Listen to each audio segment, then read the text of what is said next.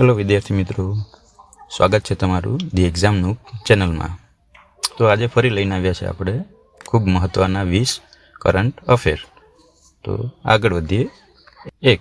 વર્ષ 2026માં world badminton ચેમ્પિયનશિપનું આયોજન કયા દેશમાં થશે? તો બી. ભારત.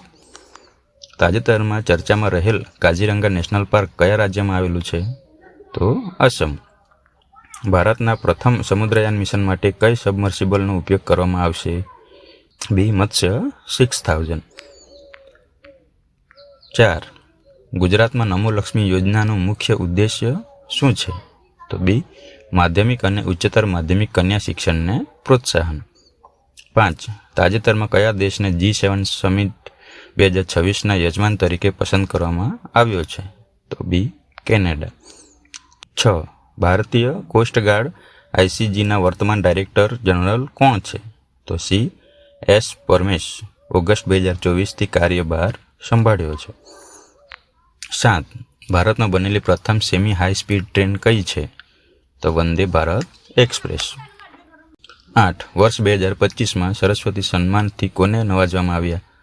તો એ. પ્રભા વર્મા, મલયાલમ કવિ.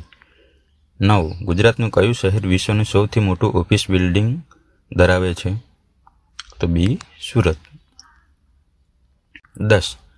ભારતની પ્રથમ ગ્લાસ ઇગ્લુ રેસ્ટોરન્ટ ક્યાં ખોલવામાં આવી?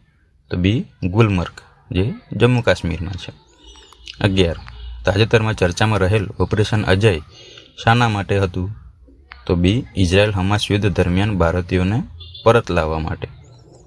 12. નીચેનામાંથી કયો દેશ બ્રિક્સનો નવો સભ્ય બન્યો નથી? તો સી. આર્જેન્ટિના. તેણે સભ્યપદ લેવાનો ઇનકાર કર્યો હતો. 13. નીતિ આયોગના વર્તમાન CEO કોણ છે? તો બી. BVR સુબ્રમણ્યમ. 14. ભારતનું પ્રથમ ડિજિટલ સાયન્સ પાર્ક કયા રાજ્યમાં સ્થપાયું? તો કેરળ. 15. તાજેતરમાં કઈ યુનિવર્સિટીને વર્લ્ડ હેરિટેજ લિસ્ટમાં ભારતની પ્રથમ લિવિંગ હેરિટેજ યુનિવર્સિટી તરીકે સ્થાન મળ્યું?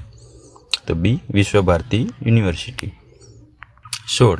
વર્ષ 2025ના ઓસ્ટ્રેલિયન ઓપનમાં પુરુષ સિંગલ્સના વિજેતા કોણ છે? તો બી. Jannik sinner. 17. ભારતના કયા મંત્રાલયે પરીક્ષા પે ચર્ચા 2026 કાર્યક્રમનું આયોજન કર્યું? તો શિક્ષણ મંત્રાલય. તાજેતરમાં ચર્ચામાં રહેલ મિત્ર શક્તિ યુદ્ધાભ્યાસ ભારત અને કયા દેશ વચ્ચે યોજાય છે? તો શ્રીલંકા. 19. ભારતમાં સૌ પ્રથમ લિથિયમના ભંડાર કયા કેન્દ્રશાસિત પ્રદેશ રાજ્યમાં મળી આવ્યા? તો બી. જમ્મુ કાશ્મીરમાંથી. 20. ગુજરાતના કયા જિલ્લામાં નળ સરોવર પક્ષી અભયારણ્ય આવેલું છે? તો એ સુરેન્દ્રનગર અને અમદાવાદ. તો વિદ્યાર્થી મિત્રો, આવા નવા કરંટ અફેર જાણવા માટે ચેનલને સબસ્ક્રાઈબ કરો.